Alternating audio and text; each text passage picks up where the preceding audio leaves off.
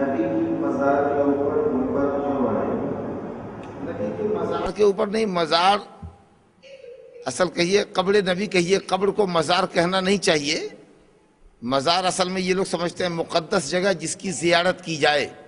الحمدللہ وہ مقدس جگہ جس کی زیارت مشروع ہے وہ 3 مسجد ہیں، مسجد نبوی اور مسجد حرام اور مسجد عیلیہ بیت المقدس۔ تو یہ 3 مسجدیں ایسی ہیں جن کی زیارت مسنون ہے، مشروع ہے، مستحب ہے، بافضیلت ہے۔ لا تشد الرحال الا الى 3 مساجد، صحیحین میں روایت ہے حضرت ابو سعید خدری رضی اللہ عنہ سے، 3 مسجدوں کی زیارت کی جائے اور اس کے لیے کجاوا کسا جائے۔ یہ زیارت کا جب لفظ بولتے ہیں تو یہ مفہوم ہوتا ہے۔ باقی رہا لفظی اعتبار سے ٹھیک ہے، زیارت کا لفظ قبروں کے لیے بھی آیا ہے۔ زوروا موتاکم، اپنے مردوں کی زیارت کرو، زوروا القبور فإنہا تذکرکم الموت، مسلم کی حدیث ہے، موت یاد دلاتی ہے، قبروں کی زیارت کرو، مگر زیارت مسنونہ ہونی چاہیے۔ جب لفظ مزار بولتے ہیں ایسی جگہ جس کی زیارت کی جائے تو عام طریقے سے متبرک مقدس مقام کے لیے اہل بدعت کے یہاں یہ لفظ استعمال ہوتا ہے، تو اس لیے اس لفظ کی اصلاح پہلے کر لینی چاہیے۔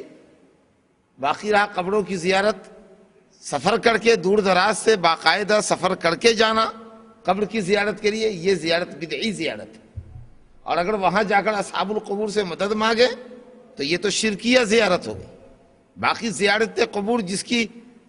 تاکید آئی ہے وہ گرد و نواح اور قریب و پاس کی قبر ہے، جس کے لیے آدمی کو باقاعدہ سفر کر کے پہنچنے کی نوبت نہ آئے، یعنی اپنے شہر کی قبر ہے، آس پاس کی قبریں ہیں، یا یہ کہ آدمی کسی بڑے شہر میں اگر جاتا ہے اپنی ضرورت سے، تجارتی ضرورت سے، مثال کے طور پر آپ دلی جائیں اپنی تجارت کی غرض سے، تو کوئی حرج نہیں ہے کہ آپ معین الدین چشتی کی قبر پر جا کر دیکھیں کہ کیا ہوتا ہے، مانگنے کے لیے نہیں، عبرت کے لیے، یا اپنی موت یاد کرنے کے لیے، یا ان کے حق میں دعائے مغفرت کرنے کے لیے جانا چاہیں، کوئی حرج نہیں ہے۔ لیکن یہاں سے اگر آپ جاتے ہیں کہ نہیں ہم حیدرآباد سے معین الدین چشتی کی قبر کی زیارت کے واسطے جا رہے ہیں، تو یہ زیارت بدعی زیارت ہوگی اور اس راستے میں خرچ کیا جانے والا پیسہ آپ کا ناجائز ہوگا۔ تو اس لیے لفظ مزار کے تعلق سے تھوڑا سا متنبہ ہونے کی ضرورت ہے۔ باقی رہا ہمارے بھائی نے جو بات کہی یا سوال میں پوچھا ہے کہ نبی صلی اللہ علیہ وسلم کے مزار پر مراد قبر پر،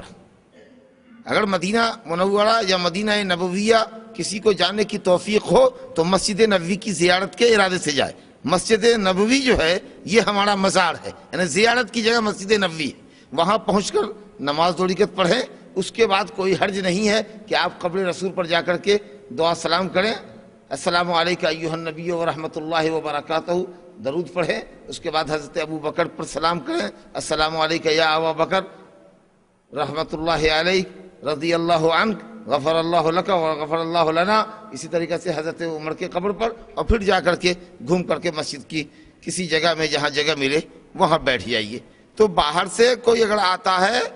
مسجد نبوی کی زیارت کے لیے تو وہاں قبر نبی یا شیخین ابو بکر و عمر رضی اللہ عنہما کی قبر کی زیارت، یا بقیع غرقد کی زیارت، یا مدینہ میں جو اور قبریں ہیں ان کی زیارت کر لینے میں کوئی حرج نہیں ہے، انشاءاللہ مسنون زیارت کے اندر وہ بھی داخل ہے۔ لیکن ہم یہاں سے دور دراز ملک سے مسجد نبوی کی زیارت کے ارادے سے جا کر ضمناً قبروں کی زیارت کریں گے، یہاں سے ہمارا مقصد قبر نبوی کی زیارت نہ ہو، ورنہ یہ سفر ہمارا بدعی سفر ہو جائے گا، یہ بات سمجھ لینے کی۔ اب ایک سوال اصل میں انہوں نے یہ کیا ہے کہ قبر رسول جس کو انہوں نے مزار سے تعبیر کیا، اس کے اوپر اتنی گفتگو آپ کے سامنے آئی، اللہ کرے اس میں بھی آپ کے لیے نفع کا پہلو ہو، عقیدے کی بات تھی اس لیے میں نے یہ بات آپ کے سامنے رکھی ہے۔ تو اس پر گنبد کیوں ہے اور ہرا گنبد کیوں ہے اور تعمیر کیوں کی گئی ہے، تو حقیقت یہ ہے کہ یہ تعمیر غلط تعمیر ہے۔ نبی صلی اللہ علیہ وسلم اپنے حجرہ میں مدفون ہوئے، حجرہ عائشہ کے اندر، بعد میں مرور ایام کے بعد اس کو پختہ مکان کو پختہ کیا گیا، پھر یہ ہے کہ وہ مکان مسجد نبوی سے الگ بھی تھا، خلفائے بنی امیہ کے اخیر زمانے میں وہ مکان مسجد کے اندر شامل کر لیا گیا، اس کے بعد کچھ اور لوگوں کا جو عقیدے کے پختہ لوگ نہ تھے، بعد کی صدیوں میں انہوں نے اس کے اوپر باقاعدہ ایک گنبد بنا لیا اور ہرا بنا دیا نشان۔ تو ایمانداری کی بات یہ ہے کہ وہ حجرہ جس کے اوپر یہ گنبد بنا ہوا ہے وہ شرعی نقطۂ نظر سے جائز نہیں ہے، بلکہ یہ واجب الہدم ہے کہ اس کو ڈھا دیا جائے، لیکن فتنے اور فساد کے ڈر سے حکومت ایسا قدم نہیں اٹھا رہی ہے،